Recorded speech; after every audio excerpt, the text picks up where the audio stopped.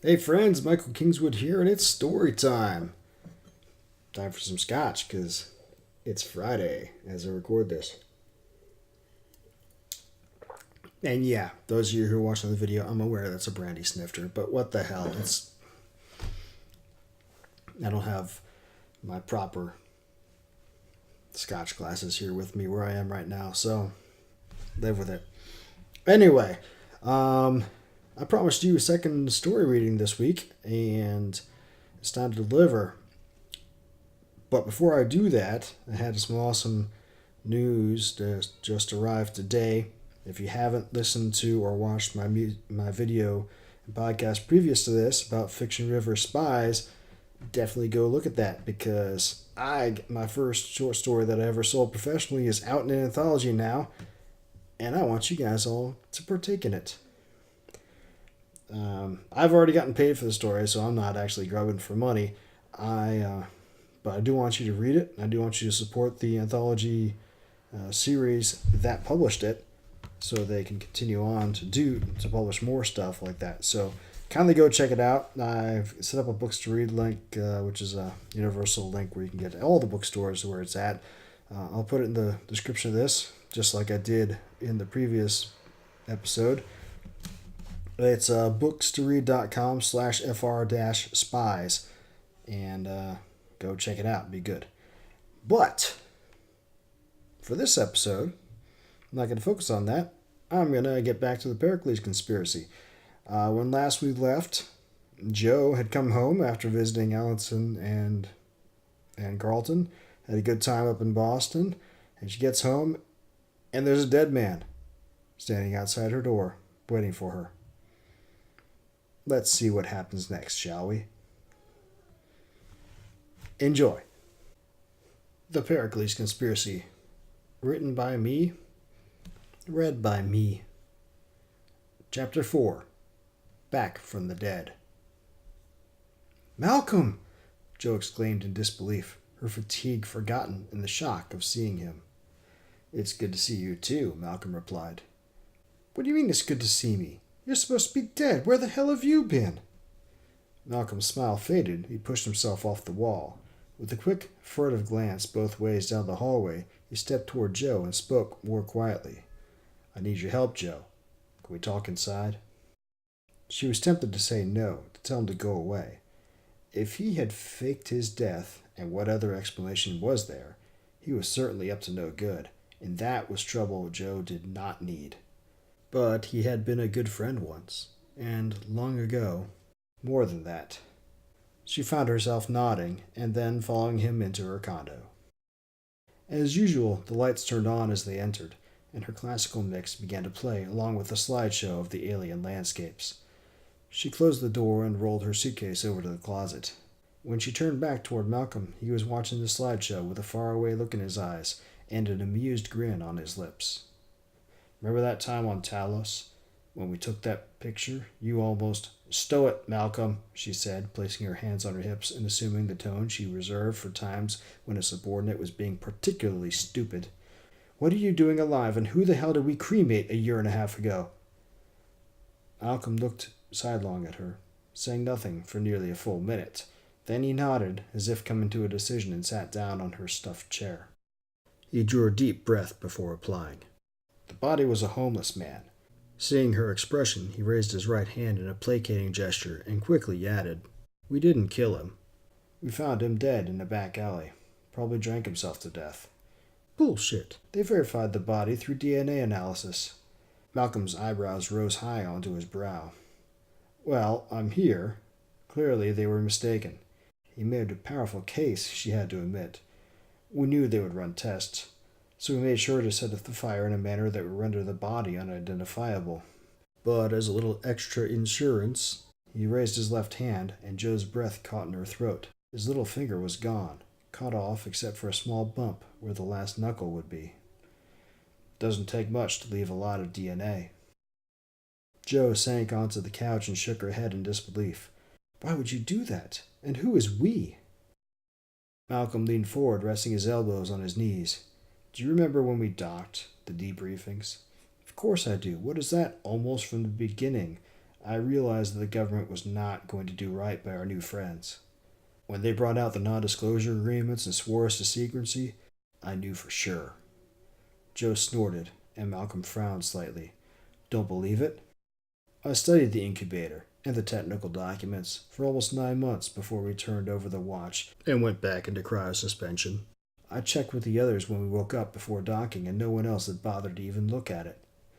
I knew more about what those creatures gave us than anyone else alive, so why wouldn't the agency accept my help, unless they meant ill? You faked your death because your ego was bruised? Joe knew she sounded incredulous, but it seemed appropriate. Malcolm shook his head vigorously. It's not about me. He stood up suddenly and paced over to the window. I tried, Joe. After we were released, I tried to get them to listen. This was getting ridiculous. Listen? Listen to what? You don't have a security clearance. You're just an engineer on a Starliner. Or you were. And a damn good one. But why would they need your help when they have world-class PhDs on their payroll? Especially when you were going out of your way to be a pain in the ass. Malcolm turned back at her, looking startled. Oh yes, I heard about that little stunt you pulled up at NSA headquarters. What were you thinking? You're lucky they didn't lock you up. Malcolm waved off her comment. They wouldn't have done that. Too much press if they did. Too many questions. He walked back to the sitting area and took his seat on the chair again. His expression was serious as he continued, his eyes taking on a fierce light. But then I met some people. I don't know how they heard about it or how they found me, but they had suspicions about what had happened up there, and they confirmed my worst fears about what the government was up to. Some kooks tell you a tall tale and you buy it? Of course not. I thought they were crazy at first too, just as you think I am. I don't think you're crazy. He smirked. Yes, you do. But they showed me evidence of what the government had done in the past in other cases, and it was compelling. When I showed them my copies of the technical documents. Copies? You made copies of what they gave us? Malcolm nodded. I knew they'd be confiscated, but I wanted to continue studying them, so Joe threw her hands up. And you wonder why the agency wasn't going to trust you? Did you ever even once think about just trying to work within the rules? The agency's rules are about exclusion, about keeping information away from the populace, about keeping them enthralled with bread and circuses while the government... Joe stood up.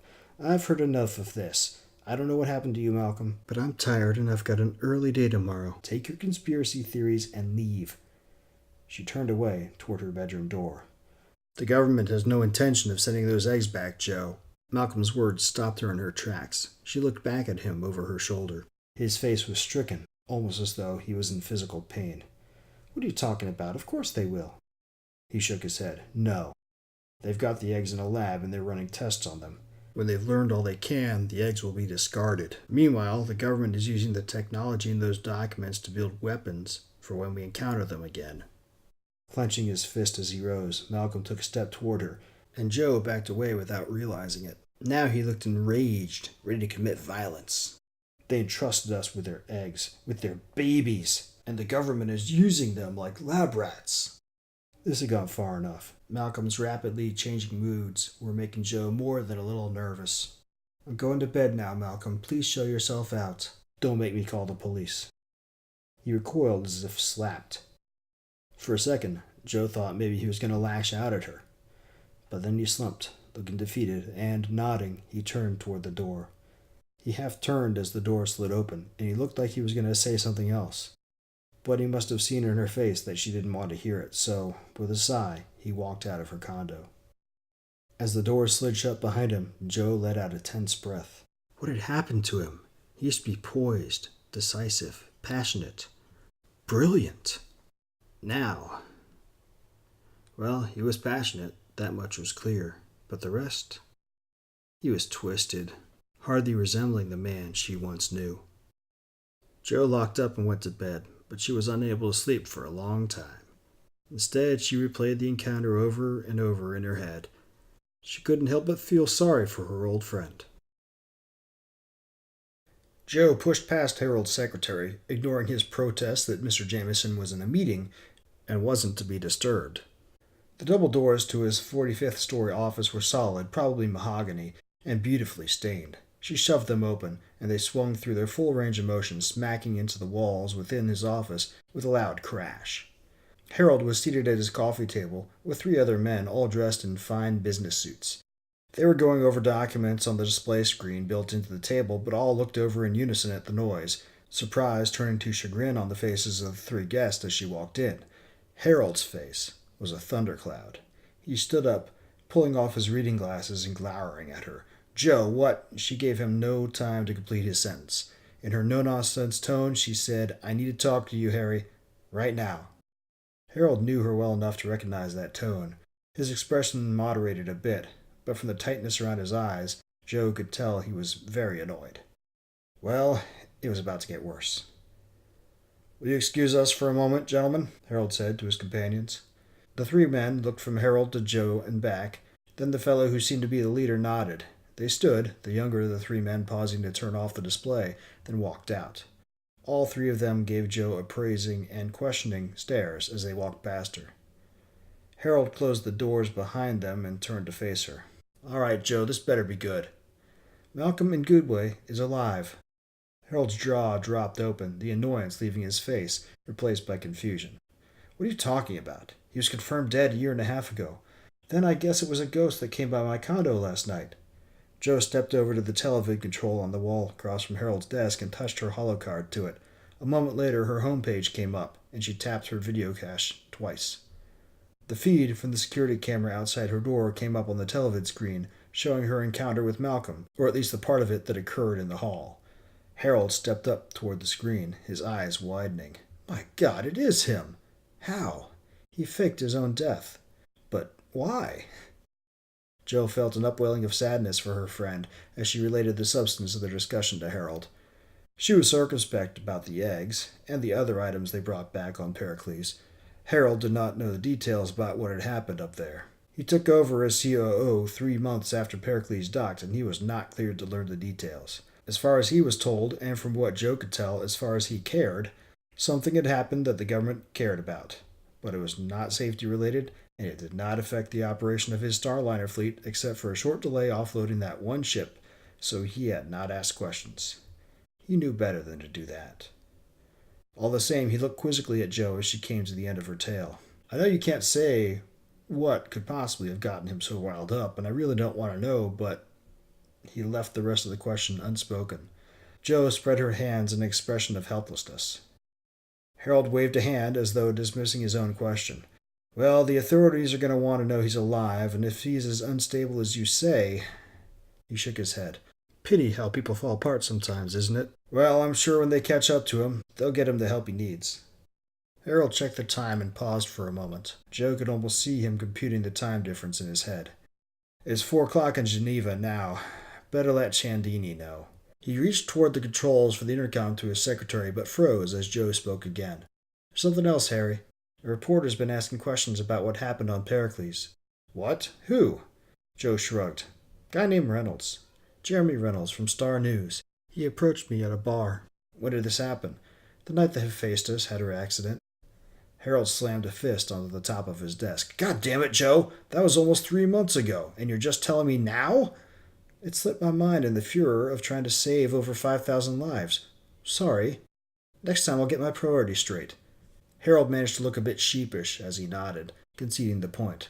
True enough. Well, hopefully no harm, no foul. Brace yourself, though. You know the feds aren't going to like this one bit. With that, Harold tapped the intercom control. His secretary's voice came through. Yes, Mr. Jameson. Stephen, get me Deputy Director Ciandini of the NSA. There was a long silence on the other end of the intercom. For a moment, Joe wondered if Stephen had heard the order, but then he spoke again, his voice quavering as though he was suddenly very nervous. Yes, Mr. Jameson. The intercom clicked off, and memories from Pericles' docking rushed into Joe's mind, primarily interviews with the NSA agents who took charge of her crew's debriefing. They were cold and aloof, seemingly ready to find fault with her people and haul them away at any moment. A far cry from the customs agents from the Interplanetary Commerce Administration that Starliners normally dealt with. They were cordial, almost warm in a professionally familiar sort of way. But the NSA people... They were in the law enforcement and solar system security business, and on the murkier side of law enforcement at that. It made sense for them to take over, considering what had happened, but dealing with them was uncomfortable, to say the least. And Ciandini herself... Jo had to stop herself from wrapping her arms over her chest protectively. Ciandini was not someone to be trifled with. Jo glanced over at Harold. From his expression, she could tell he was thinking the same thing she was. It was going to be a very long day. Well, guys, there you go. 2 more chapters down. Yeah, I've refilled my scotch between the last filming and this one because it's Friday. But anyway, sue me. I like scotch. Anyway, so we're starting to get into the thick of things here. And so what do you think? What do you think of Malcolm? What do you think about his concepts here, right?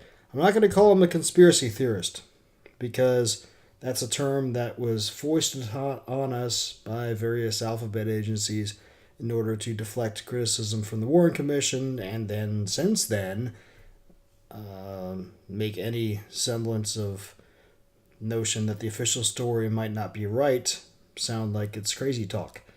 And I think, as we all have noticed over the years, the official story is almost never right. And let's face it, if you really look at history, a lot of the important events of history were done by conspiracy.